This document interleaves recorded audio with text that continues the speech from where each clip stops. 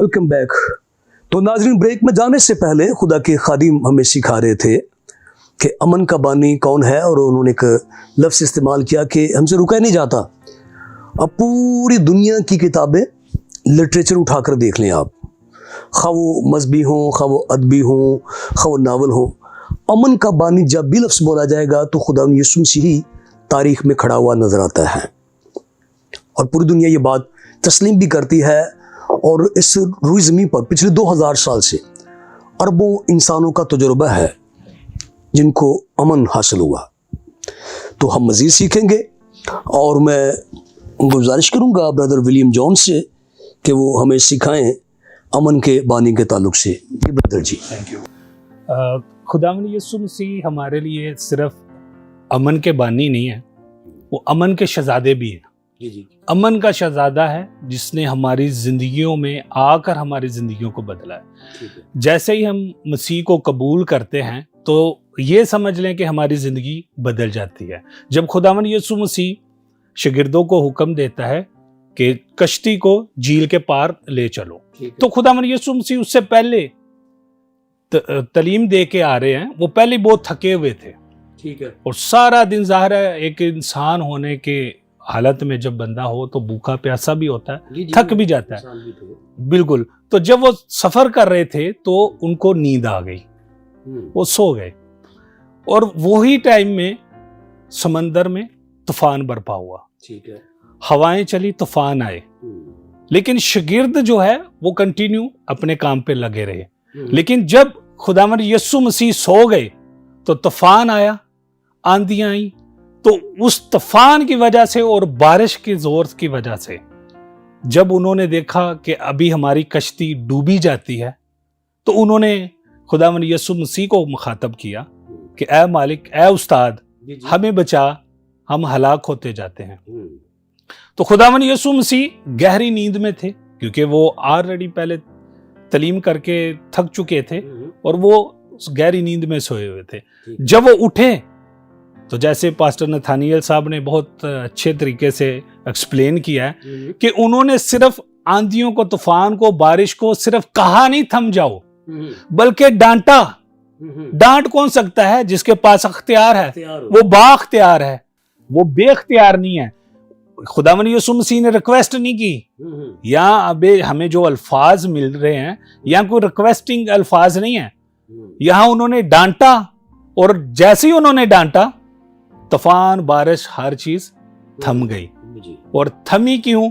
क्योंकि वो क्रिएटर है इन चीजों का, उसने क्रिएट किया है, इसीलिए वे चीजें उसके हुक्म को मानती हैं।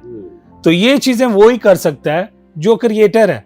और खुदावंद यीशु मसीह ने जिस तरह हमारी जिंदगी में जो तूफान लाए हैं, जिस तरह उसने हमारी जिंदगी में काम किए हैं, इसी तरह हमें भी चाहिए कि हम भी खुदा के साथ वैसे जुड़े रहें। क्योंकि अगर खुदावंद यीशु मसीह उस कश्ती में वो टाइम में नहीं होते तो नॉर्मली जो तूफानों में कश्तियों का हाल होता है, तो वो तबाह हो जानी थी, और शागिर्द जितने भी कश्ती में मौजूद थे सब हलाक होते। लेकिन हलाकत से बचाने वाला कौन है? खुदावंद यीशु मसीह। और खुदावंद यीशु मसीह एक ऐसी जात है जिसने उनको भी बचाया, और हमारी जिंदगी के लिए बचाने के लिए भी वो हर टाइम रेडी है। लेकिन हमें इस चीज का ख्याल करना है कि जब खुदावंद यीशु मसीह की कॉल है, जब वो अमन का बानी हमें गाइड कर रहा है, तो वी शुड फॉलो हिम। तो उसकी गाइडलाइन पे हमको चलना है। नॉर्मली क्या होता है, हम लोग मसीह तो हैं लेकिन मसीह में नहीं होते। By name, by born, by birth हम लोग तो मसीह हैं, लेकिन मसीह के साथ चलना, मसीह को फॉलो करना, ये बहुत अहम चीजें हैं। मेरा तकरीबन हर साल चक्कर लगता रहता है यूरोप में, अराउंड 10-12 साल से मैं जा रहा हूँ। इतने खूबसूरत चर्चेज हैं, खाली पड़े हैं। अगर वहां बेंचेस पे कुछ लोग मिलेंगे भी तो वो बूढ़े लोग हैं, उनका बस आना और जाना है, क्योंकि उनके पास और कुछ करने के लिए टाइम भी नहीं है। यंग जनरेशन नहीं जाती है चर्चेज में। और मेरा जहां जहां मास का कुछ मुझे मौका मिला और मुझे अटेंड करना हुआ, तो वहां पे फ्रांस में, इटली में और बेल्जियम में, वहां बहुत लिमिटेड से लोग होते हैं यहाँ तो पाकिस्तान में खुदा का शुक्र है, जब आप मास पे जाते हैं तो एक गली मोहल्ले के चर्च में भी 50-60 नॉर्मली लोग होते हैं, और छोटे से चर्चिज में भी, और जो बड़े चर्चिज हैं वहाँ पे 400-500 लोग होते हैं, लेकिन वहाँ पे 15, 20, 8, 10, 25 यही क्वांटिटी होती है। लेकिन खुदावंद खुदा अपने खादमीन फिर उनके लिए लेके जाता है पाकिस्तान से। यूरोप में जो काम हो रहे हैं और जितनी जरूरत है खिदमत की, पाकिस्तान से लोगों को चाहिए वहां पे जाके खिदमत करें, क्योंकि जो अभी करंटली हालात और सिचुएशन उधर चल रहे हैं वहां पे खिदमत की बहुत जरूरत है। इवन लास्ट टाइम मेरा इस्तांबुल में भी विजिट हुआ था, वहां भी खुदा की खिदमत बहुत चाहिए। तो खुदावंद हमें गाइड करता है, खुदावंद हमें चांस देता है, लेकिन हमें अपनी खिदमत को पहचानना चाहिए। हर एक बंदे के लिए भी मजहबे की खिदमत नहीं है। जी बिल्कुल। खिदमतें तरह तरह की हैं, कोई भी बंदा किसी तरीके से कर सकता है, लेकिन हमें अपना सवाल भी खुदावंद खुदा के आगे रखना चाहिए कि ऐ खुदावंद तू मुझसे कौन सी खिदमत लेना चाहता है। हमारे लोग मोस्ट ऑफ अभी जो सिचुएशन चल रही है, यहाँ परस्तार की खिदमत चूज कर लेते हैं खुद ही से, या खुदा की कलाम की, लेकिन अपनी खिदमत खुदा से नहीं पूछते, या खुदा की बुलाहट को नहीं पहचान पाते। खुदा की बुलाहट को पहचानना हमारे लिए ज्यादा जरूरी है कि खुदा हमसे कौन सी खिदमत लेना चाहता है। लेकिन बहुत सारे लोग हैं जो अपनी खिदमत देने के लिए अपने आप को तैयार कर लेते हैं। तो इसलिए खुदावंद यीशु मसीह हमारे लिए जिस तरह गाइडलाइन दिखाते हैं और जिस तरह हमारे कलाम में लिखा है, अगर हम उस रूह से जाएं तो हमारी जिंदगियों में बहुत बड़े बड़े काम हो सकते हैं। तो वो हमें कौन गाइड करेगा? खुदा का कलाम गाइड करेगा। अगर हम खुदा के कलाम को गाइडलाइन समझ के चलें तो हमारी जिंदगियां बदलेंगी। खुदावंद हमारी जिंदगियों में बड़े बड़े काम करेगा। हाँ जी, अमन आएगा। जी शुक्रिया ब्रदर जी, खुदावंद आपको बहुत सारी बरकत दे और खुदावंद आपको अपने जलाल के लिए इस्तेमाल करे। और आपने एक अच्छी इंफॉर्मेशन दी है, और यही सबब है कि आज वहाँ पे हम भी देखते हैं, आप भी देखते हैं कि अगरचे वहाँ पे माली एतबार से ये मुल्क बहुत खुशहाल है और दीगर बहुत सारी चीज़ें वहाँ पे अवेलेबल है, लेकिन रूहानी तूफान खड़े हैं। ख़ानदानी ज़िंदगी तहस नहस हो चुकी है क्योंकि यीशु मसीह नहीं है। तो अच्छा आपने जो है हमें मशवरा दिया है कि खुदा के खादमीन को दुआ करके वहाँ पे जाना चाहिए ताकि उनकी ज़िंदगी में अमन आए। तो मेरी दुआ है खुदा आपको अपने जलाल के इस्तेमाल करें। तो नाज़रीन, खुदा के खादिम ने बड़ी तफसील के साथ हमें ये बात बताई है, और उन्होंने हमारी तवज्जो एक ऐसे समाज, मुआशरे और जगह की तरफ हमारी तवज्जो दिलाई है जिन्हें आज अंजील की बहुत ज़रूरत है, क्योंकि अंजील उस अमन के बानी की तालीम देती है जो हकीकी अमन का शहज़ादा और बादशाह और खुदावन और क्रिएटर है, खालिक है। तो हम सीखते हैं कि खुदावन जिस माशरे में, जिस कौम, जिस मिलत में जाता है वहाँ पे अमन आ जाता है। तो मैं एक बार फिर गुजारिश करूँगा जनाब पास्टर नथानियल इकबाल साहिब से कि इस ताल्लुक़ से हमारे नाज़रीन को बताएं अमन के बानी के ताल्लुक़ से। जी बादी साहिब। जी एक बार फिर आपका शुक्रिया। जिस अमन के बानी की हम बात मत्ती, मरकस, लूका और यूहन्ना से कर रहे हैं, जी इसको देखने के लिए और इसे अपनी ज़िंदगियों में लेने के लिए पुराने अहदनामा के लोग भी मुश्ताक थे। जी बिल्कुल बिल्कुल, बहुत। और अगर मैं आपको बहुत पहले ले जाऊं बाइबल मुकद्दस में, जेनेसिस में जो पैदाइश की किताब है, तो उसमें खुदा बाप ने एक जगह बनाई जहां बड़ा अमन था। जी ठीक है। और दो इंसानों को वहां पर रखा। जी जी। और बड़े अमन, बड़े इत्मीनान और बड़ी खुशी में वो वहां पे जिंदगी में रह रहे थे। वहां पर जो अमन बर्बाद किया ना, वो अबलीस ने किया। ठीक है। सांप ने किया। और एक औरत को इस्तेमाल करके उसने उस जगह के सारे अमन का बेड़ा गर्क कर दिया। तब खुदा ने इन तीनों को बुलाया, आदम को, हवा को और सांप को। और फिर खुदा बाप ने वहां पर उस अमन की बहाली के लिए एक जुमला कहा, और ये कहा कि सांप से कहा कि मैं तेरे और औरत की नस्ल के दरमियान एक प्रॉमिस करता हूं कि तुम दोनों की नस्ल के दरमियान अदावत रहेगी। तूने आज औरत को इस्तेमाल करके ना एक फल खिलाया है, और मैं इसी औरत में से एक फल पैदा करूंगा जो दोबारा इस बर्बाद किए हुए अमन को बहाल करेगा। और वो खुदा का बेटा यीशु मसीह था।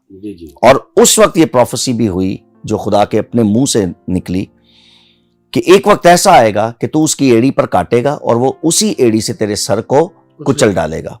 और जब तेरा सर कुचला जाएगा, जिस वक्त या जिस दिन तेरा सर कुचला जाएगा, तो दुनिया में अमन आना शुरू हो जाएगा। सो खुदावंद यीशु मसीह ने सलीब पर अपना खून बहाया, अपनी जान दी और मुर्दों में से जी उठकर अपनी एड़ी से अबलीस के सर को कुचला और दोबारा से वो अमन दुनिया में फैलना शुरू हो गया।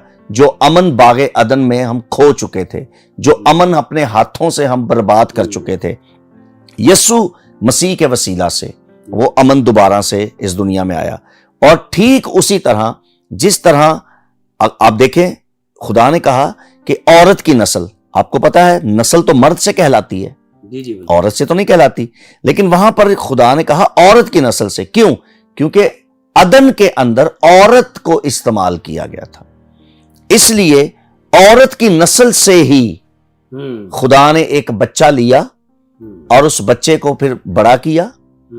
और वो जब बड़ा हुआ तो उसने वो काम मुकम्मल किया जिस काम के सबब से जमीन पर अमन हो सकता था। सो इसलिए हम उस यस्सु को अमन का बानी कहते हैं और हमें उसी को ही कहना चाहिए। शुक्रिया ब्रदर जी, खुदा आपको बहुत सारी बरकत दे। आपने एक बार फिर हमारे नाज़रीन की तवज्जो जो है वो हकीकी अमन के बानी यानी खुदावंद यीशु मसीह की तरफ दिलाई है। खुदा आपको बहुत सारी बरकत दे। तो नाज़रीन, आज हमने खुदा के खुदाम के वसीले से अमन के बानी और ये कहना ऐन अंजील मुक़द्दस के मुताबिक है कि हकीकी अमन और हकीकी बानी यीशु मसीह ही जो है वो कहलाता है। खुदा के खुदाम की गुफ्तगू से और कलाम मुक़द्दस की रोशनी में हम इस नतीजे पर पहुंचते हैं कि बद अमनी का बड़ा सबब नाफरमानी है, गुनाह है, खुदा से लाताल्लुकी है। आज अगर हम मीडियाज़ को देखते हैं, अखबारात पढ़ते हैं, तो ऐसे भी वाक़यात हमारी निगाहों से गुज़रते हैं जहाँ पर किसी चीज़ की कोई कमी नहीं है। धन दौलत के जो है अंबार लगे हुए हैं, लेकिन बदअमनी और बेचैनी की इंतहा नहीं, क्योंकि उनकी ज़िंदगी में खुदा यीशु मसीह नहीं।